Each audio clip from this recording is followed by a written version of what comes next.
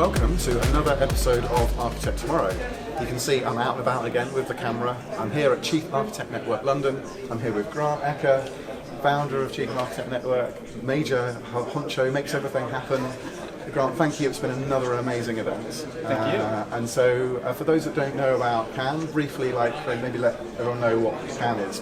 So CAN is a group of Fortune 500 executive chief architects across the globe. We have 567 right now in our community. It's a 501c3 nonprofit volunteer organization. Thanks, Grant. And so, look, it's really great. I mean, I've heard so many comments from people that come today like that this being very unique because you do such a good job to keep it independent, to keep it no sales, 10th house rules. Also, the size is just about right. It's fantastic because everyone is very open, collaborative, and I think it's just been another fantastic CAN event. So well done. And with that, we will now move on to the conversation I recorded with Lisa Woodall, whose book Whatever Next I spoke about with Whynde Kuehn. She's also been on the podcast before talking about her book. Do enjoy, and if this is of interest to you, either Architect Tomorrow or Chief Architect Network, find Grant and I on LinkedIn. More than happy to talk to you about getting involved. Thank you, Grant. Thank you, CAN, for having us. Thanks everyone for coming. I felt the need to slightly reintroduce myself because for the last nearly 4 years I've been working for a consultancy that I'm no longer working at. So I've now actually recently struck out on my own. So I now run something called Cronk Advisory, and I'm very much working on a lot of things that have been talked about this morning around pragmatic architecture, continuous sort of adaptive governance architecture. And these things I'm calling pragmatic ecosystems and dynamic ecosystem architecture. Like I say, it builds on a lot of the conversation we've been having already. And it combines my passion for sustainability and my passion for technology. So if you want to talk to me more about that later on, I'm happy to talk to you. But speaking of ecosystems, what's amazing about this group of three of us is I'm sat here with two people who are very much part of the Architect Tomorrow ecosystem. And back in 2023, when Whynde launched her book, we had, I think it was on Zoom, but we had the four of us. There was another person as well. It's beautiful symmetry that we now have. We now have Whynde back, talking to Lisa about her new book, Whatever Next, and the concepts within the book. So thank you both for coming back. And so, so the tables have turned. So let's just do some quick intros for those that aren't familiar. So let's start with you, Whynde. Just briefly, I'm really passionate about end-to-end strategy execution, that muscle to adapt and change and help organizations to build that, underpinned by the discipline of business architecture. So Business Architecture Guild co-founder, author of Strategy to Reality, co-author of book Execution Challenge, and I'll leave it at that. And Lisa, you've got an amazing career history, but which is probably quite hard to sort of do an elevator pitch version of that, but if you can try and give us a quick intro, that'd be great. Yeah, well, absolutely, I'm Lisa Woodall, and I'm just getting used to saying I'm an author of Whatever Next. That's a very new thing in my career, but previously, for 30 years before that, I was working in transformation. I was working in transformation in insurance companies, in Ordnance Survey, and then into major marketing organisation of the world, WPP. And it's that experience that has made me really reflect and think on what makes transformation a success. I've outsourced, I've offshored, I've centralised, I've migrated systems, from the legacy 1980s to the now 2010s, 2020s. And I've been in rooms and had discussions and been in our ALBs. And all of that comes together in my book, Whatever Next. Yeah, thank you, Lisa. And so, that experience, particularly the sort of blogging that you did for about a decade, so that's like crazy number of words, crazy number of posts, like over 150 posts. What was the moment where you went, do you know what, this could be a book? What was that sort of realisation? Well, it's absolutely brilliant you mentioned the blog, because that blog came pre-II. It was just my responses to what I was seeing happening either at work or on LinkedIn, and stuff that Whynde was posting about was triggering me to think about, what do I really think about that? And stuff that you were posting about was making me think about that. And I just was blogging, just getting my thoughts down, publishing it on the internet and seeing what conversations came as a result of it. And as you said, Ollie, there's 156 posts, there were 100,000 words, and I thought something in this must make a book. I mean, I sat with you, Whynde, we talked about your book.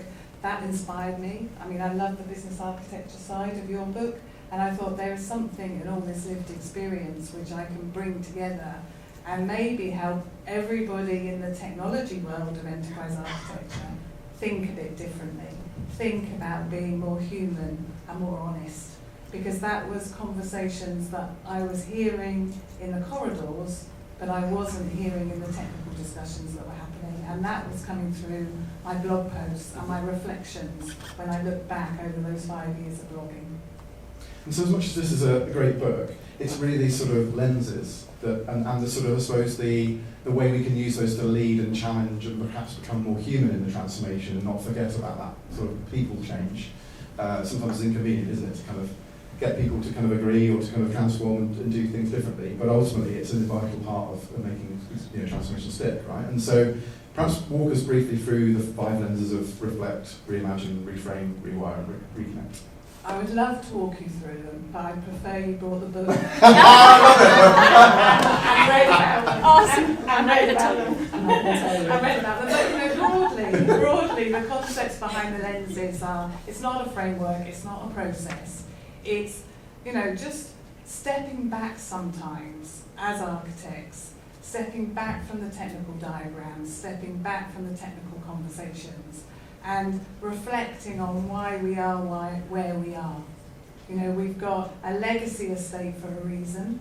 People that came before us have made the decisions based on the context at the time and made the decisions that they made about the technology we have. So it's very much reflecting. Then absolutely in our trade as enterprise architects, we look to the future, we look to the target state, and we reimagine what that future could be. And again, reflecting on what that could be, giving the space for that reimagining and the possibilities, that's really key and important. And then we move into sort of the lens of reframing. There's loads of things that we've done in the past, there's loads of things we could do in the future, but what is really pertinent to the business right now? What are the strategic objectives? What are we trying to hit, and how can we reframe that? And then rewire, if you get the book, if you read the book, the rewire chapter is our core lens. That's where we all spend most of our time. We are rewiring people, we're rewiring processes, we're rewiring technology. I mean, Ollie, you were part of that chapter. We talked about sustainability. Yeah. Whynde, you get a big mention in that chapter because it's all about business architecture. So that rewiring aspect, I think you'll all resonate with probably more than the others, because the others take us out of our comfort zone, and I sort of conclude with reconnect, which is the comfort zone that I think we need to come out of technically and into that human side and reconnect with the people that we're really here for. I mean, we can talk about AI, we can talk about cloud, we can talk about blockchain. I remember we've all forgotten that, but that was a hype thing. That was a hype thing. All of that. But why are we doing all of this stuff? We're doing it for people, and it's actually what shows up in that technology and how we reconnect with the people we're serving. And many people have started the book. The majority of people have finished the book, but there are a few that haven't got to that chapter.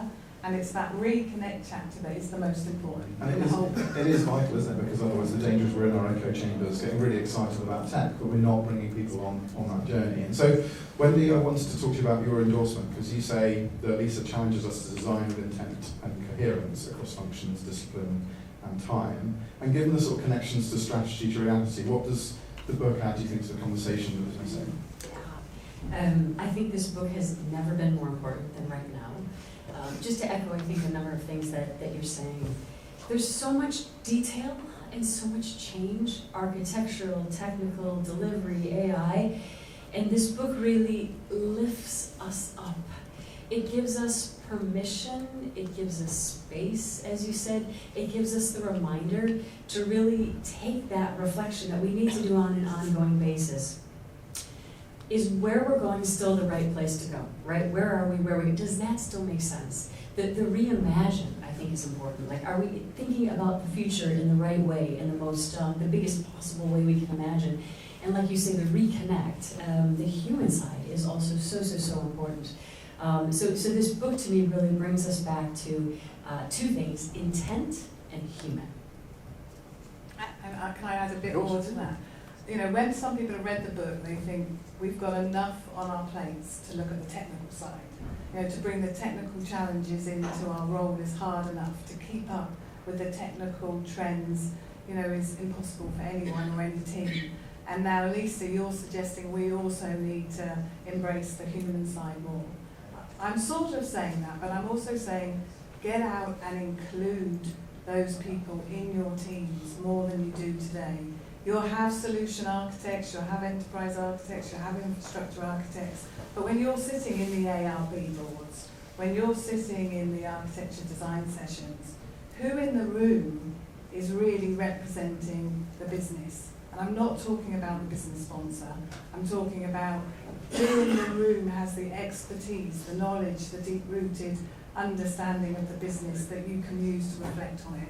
And you know, when I started, it's a shame Jenny from Kingfisher is still here, because she started as a business analyst, and we were talking this morning about how the business analysts have often been underrepresented, and you know, the business architecture side, you know, the business architecture, the business analysts need to be in the room, or if they're not in the room, someone that can really bring the voices that we're not hearing, because otherwise it is an echo chamber. Yeah. And so I'm not saying we need to all develop skills to be more human-centred.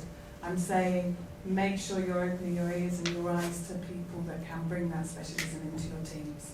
Yeah, and I'm glad you mentioned Jenny, because I said Jenny Wilson, who was with us until just now, to run off for a board meeting. She talked on another podcast episode with Architect Tomorrow, talking about architects as being enablers, not gatekeepers. And I think the Reconnect lens in the book kind of allows us to sort of address that head on somewhat.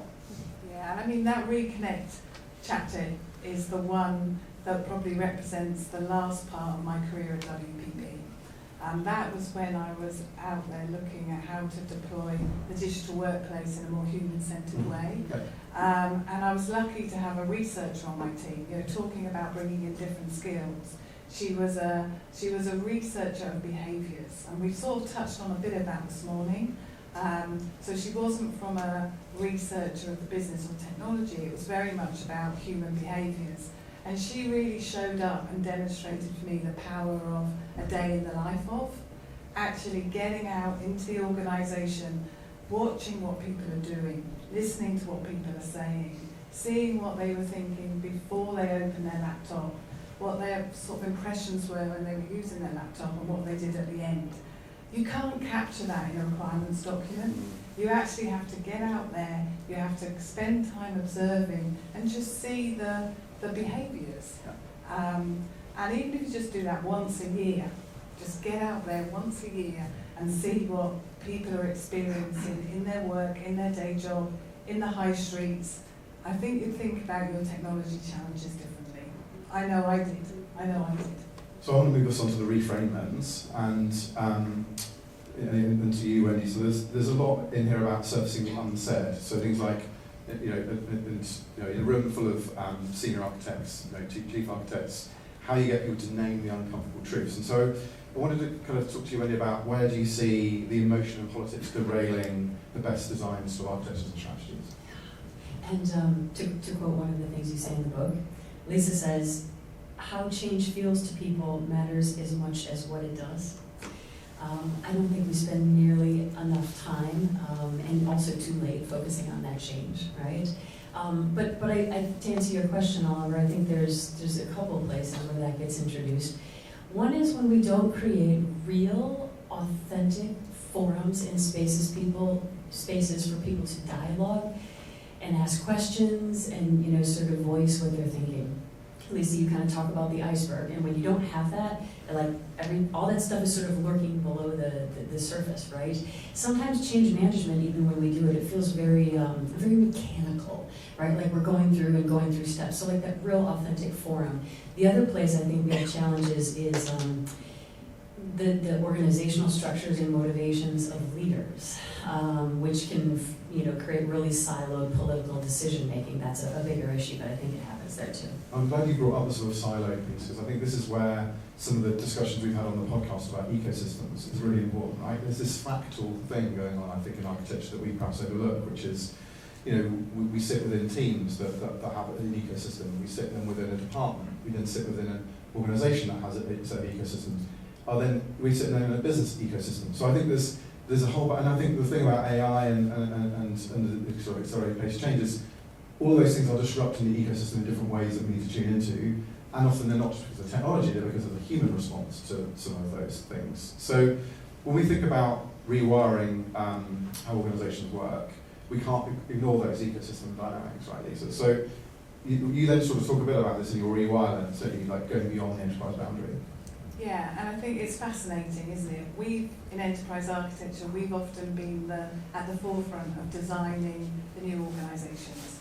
What we're going to outsource because it's not our core competency, where that should be placed around the world, offshore maybe, which platforms we're going to bring in from major vendors, Salesforce, ServiceNow. That is all part of an ecosystem. And even this morning, before the event, we were talking about the design of our organisations.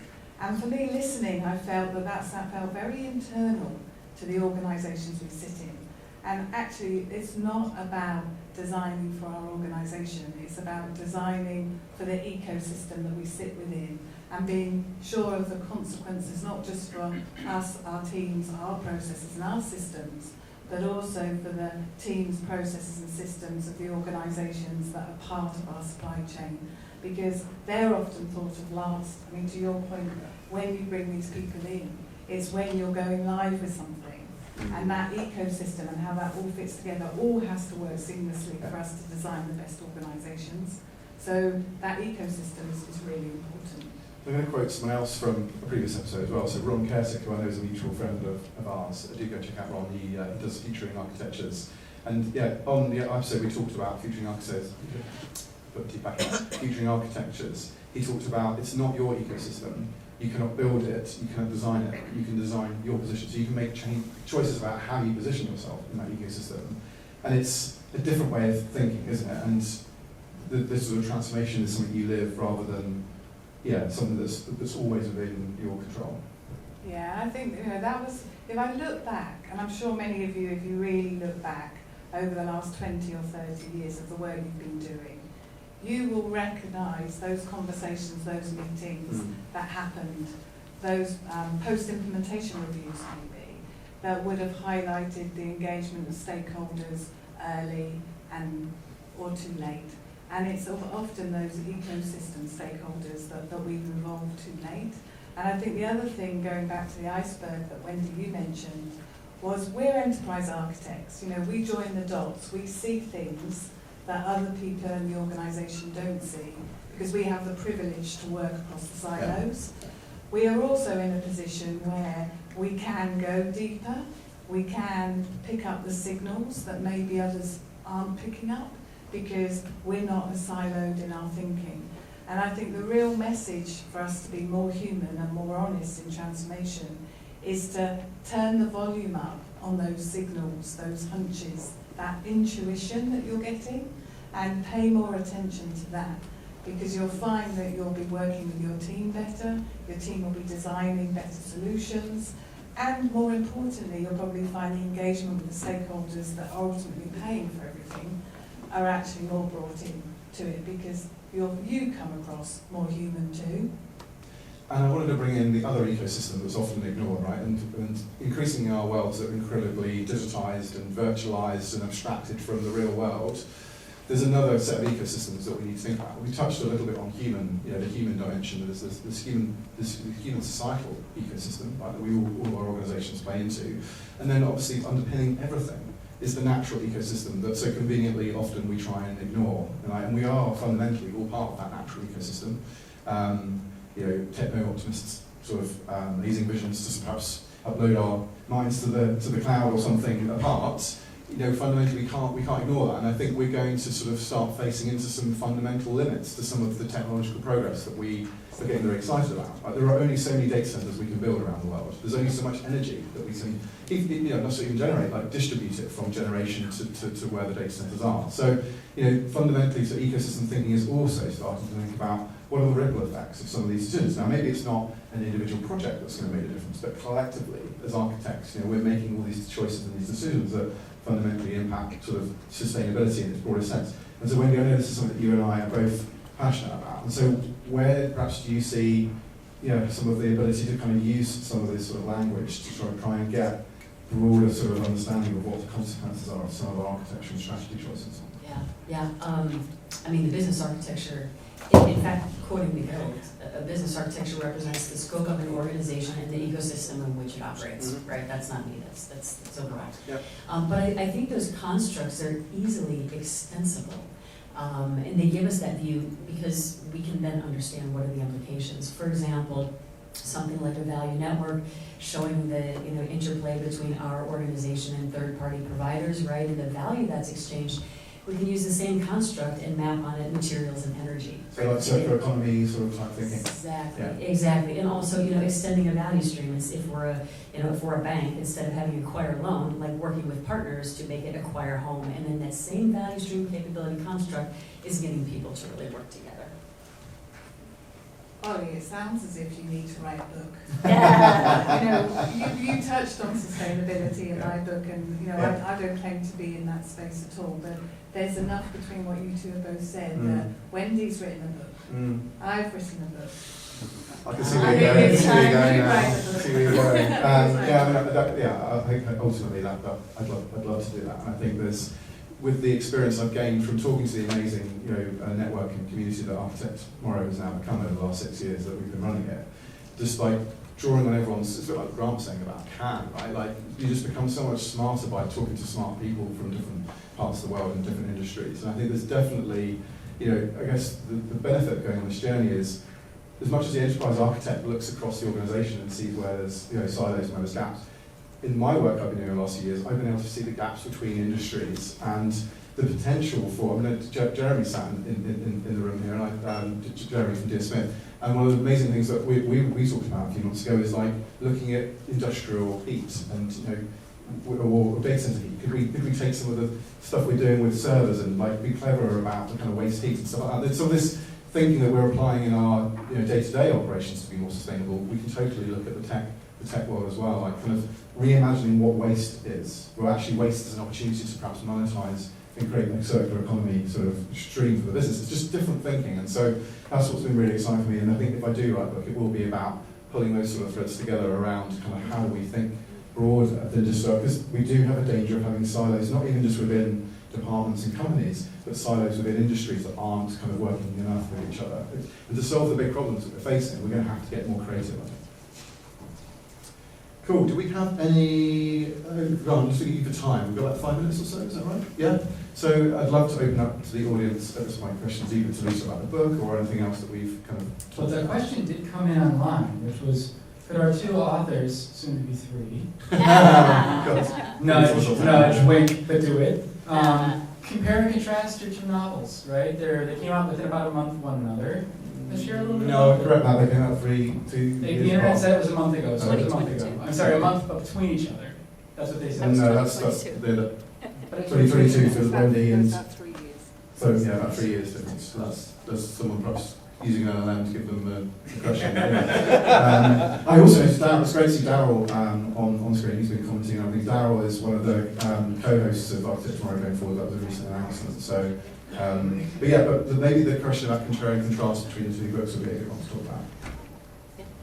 Okay, I'll go first. So I had the pleasure of reading Wendy's book before I wrote mine, and I really liked the fact that it really brought alive business architecture and the importance of business architecture to drive home strategy execution, and some of the approaches to how you can set up business architecture, what works, what doesn't work, and the importance of driving that execution home.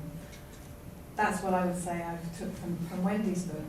My book is more a lived experience. It's more someone's reflections on living through the last 30 years of transformation and some of the stories that I personally tell about some of the programs and projects I've worked on. So mine's more of a lived memoir, and I think Wendy's would be more of the go-to book for business architecture in a strategy execution. I can't say anything better. It's like they're companions, right? If I could add, woot woot. But do we have any questions in the room? Yes, we have one right here. Charles? Charles Betts. Feel the urge come up? Yeah. Oh, great. You want me on camera? Why not? Come on up.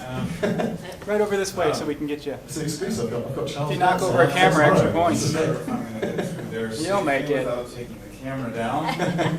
Where should I stand? Right here so they can All see it. right. So, in terms of, I think a lot of us are thinking about human in the loop and thinking about maintaining human intent in these increasingly AI-infused architectures. And the name that keeps coming to mind is Lisanne Bainbridge. And the paper is Ironies of Automation.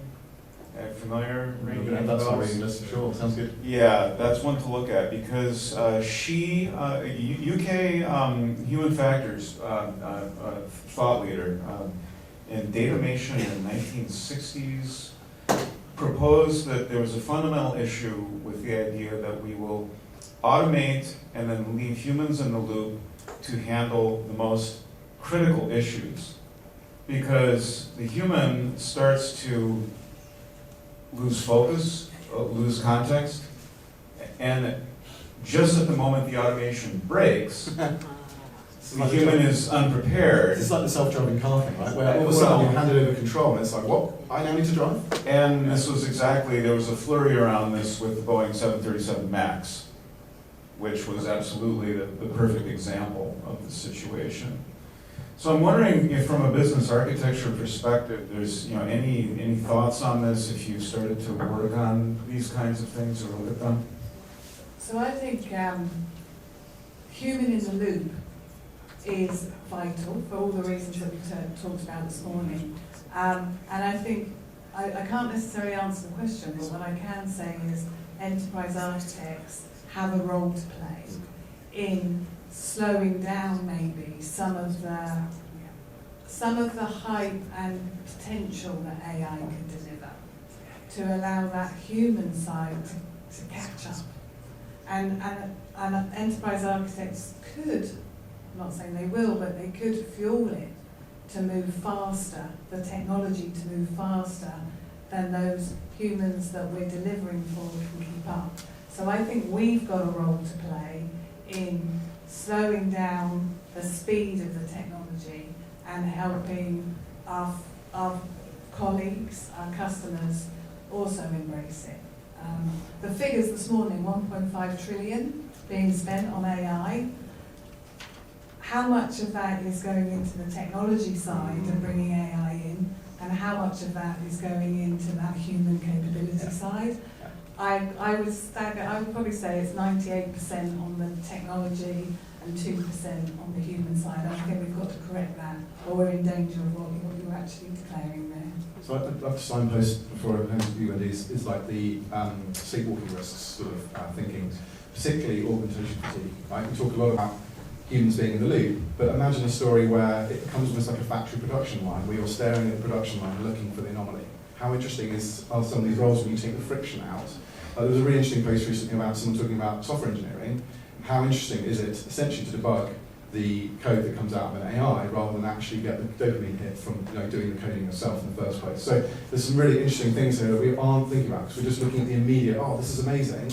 We're not taking a step back and going, well, hang on, what happens to my team and their skills and their desire to kind of actually engage in the work if we've taken out the bit that actually was the most exciting?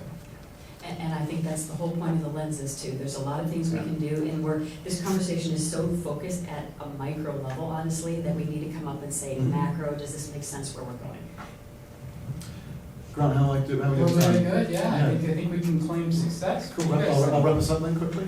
What's that? I'll just wrap this up quickly. Yeah, let's do it. Awesome. So thanks everyone. Thanks for listening and telling. And if you like this, like I say, there are well over 60 episodes now on various topics. Sustainability is often a big theme. Next week we're going to launch something that I've been working with the community called the Regenerative Architecture Principles. About 11 or 12 principles that I think as architects we can start to think about and act as counterbalance to some of the narrative around some of the topics we've been talking about today around making sure it's a well-balanced sort of future that we're building. So yeah, an architect tomorrow is like I say, all about learning from really smart people, not always architects, different adjacent roles and disciplines. And so yeah, if you've enjoyed this, do check that out. And increasingly, we'll be popping up places like Cannes and other events. So yeah, thank you very much again, Grant, for having us. And thank you. I mean, we're trying something new here. It doesn't work perfectly, but I think pretty damn good. 70 people online agree. Awesome. You know, 4 out of 5 dentists. There's one that's just a little picky. And yeah, But hey, thanks for beautiful job, folks. Thank you for kicking us off. Thank you.